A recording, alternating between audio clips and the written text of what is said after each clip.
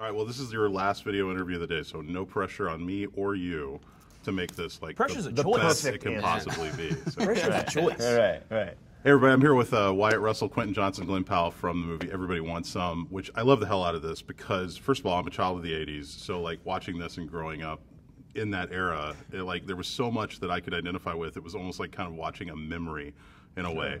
So you guys nailed that, which I thought was really impressive.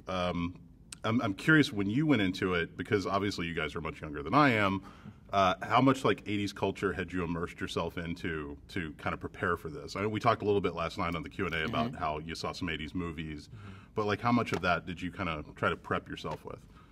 I mean, I don't think we didn't really, like, it was given to us by Rick. Yeah. So he had us, he put all 50 songs on an iPod Nano. We'd listen to that every night. We'd play games. But it wasn't by choice. It wasn't like people saying you can't use your cell phones or whatever. But like, I remember leaving my cell phone and like not being able to get a hold of for long periods of time because it just sort of like rolled into that, and we didn't really, you know what I mean? We weren't on our phones. We weren't talking to people back home. It was just very insular and very just us.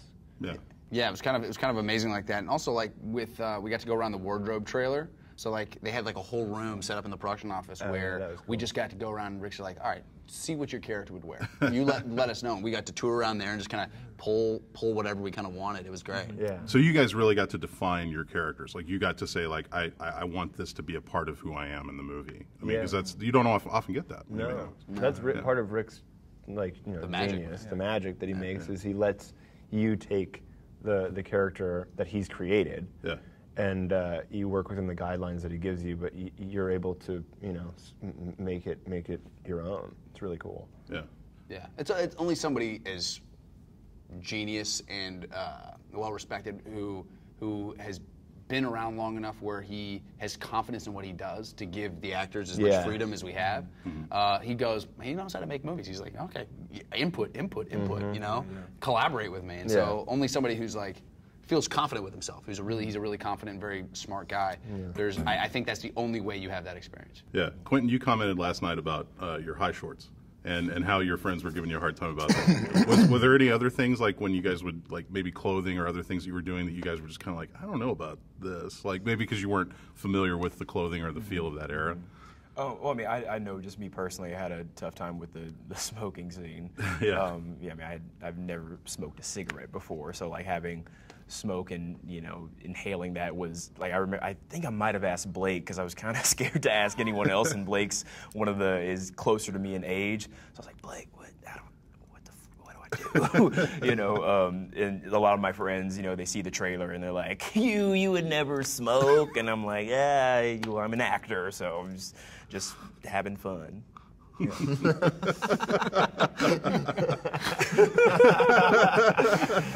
I love the answer. When you guys are all together, I mean, there really does feels like there's a genuine kind of camaraderie and chemistry between everybody, like when they're together. Did you guys find that? Did that come naturally on set? I know you were talking about how you all spent time at Rick's house, and it was crazy. I don't know if you guys remember this. Like when we first got to the production office, we all sat down. It was like everybody kind of coming in for the first time. We were just meeting each other. We were trying on wigs, crafting mustaches and whatnot. And we sit down at this table, and it was like, I swear to God, it was like we'd been friends for 10 years. Like immediately, remember we were all sitting around the table right there in the middle of the office? I came later. I met you. Well, everybody got along except for Wyatt, right? Which was, I don't remember that. I didn't think that day. He was sitting at the other side of the lunch table. What? There wasn't all of us hadn't gotten there. Like Ryan wasn't there either. Oh, really? Ryan came to the ranch and we were like, I just remember thinking to myself, I was like, this never happens, like where you just click with an entire team so quickly. Yeah. And I'm really glad that Wyatt wasn't there because I think it would really ruin the whole vibe. I think I know the answer to this, but which of you are the most like their character in the movie? Like, I'm curious what you guys will say to this. Either Tanner or Temple. Yeah. Tanner for sure. Tanner he plays Brumley. Yeah. He's so funny in the movie. Well, Temple's the opposite. I feel like Temple's actually a very smart guy. Yeah, crazy smart. Temple does have those moments. Temple is double-sided. Yeah.